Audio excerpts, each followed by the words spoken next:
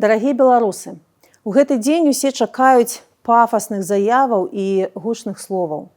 Але кожны год, 9 траўня, я адчуваю сябе вельмі няёмка ад гэтай штучнасці. Бо для мяне гэты дзень ён не пра лозунгі, парады альбо прамовы на камеру. Ён больш пра памяць і цішыню, пра шчырую размову ў сям'і, бо у кожнай свая гісторыя страты і болю.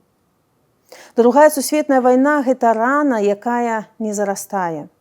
Гэта боль, які мусіць нагадваць нам, што вайна ніколі не павінна быць сродкам вырашэння праблем. Нашы бабулі і дзядулі ішлі на фронт не дзеля медалёў, а дзеля таго, каб мы з вамі жылі без страху.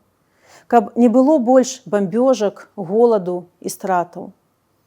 І я бачу, як сёння ў Беларусі спрабуюць ператварыць гэтую дату ў яшчэ адно шоу. Гучныя лозунгі, ваенная тэхніка. Але мір не нараджаецца ў маршах. Мір у нашай памяці, у спачуванні, у клопаце пра блізкіх і адно аднаго. Асабліва балюча глядзець, як гэты дзень цяпер выкарыстоўваюць для апраўдання новай вайны, для маніпуляцый і рэпрэсій. І ўлада карае людзей, якія маюць смеласць сказаць «не вайне». Але менавіта так, словамі «не вайне» намагаемся пазбегнуць памылак мінулага. У беларусаў памяць пра другую сусветную вайну жыве дагэтуль.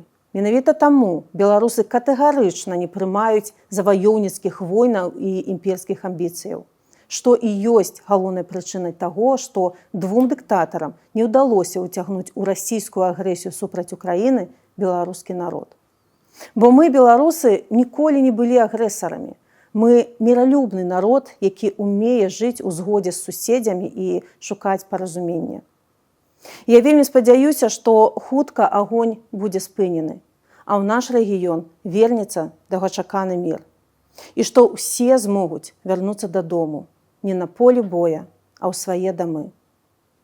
Я жадаю усім міру, беларусам свабоды, а ў краіне перамогі.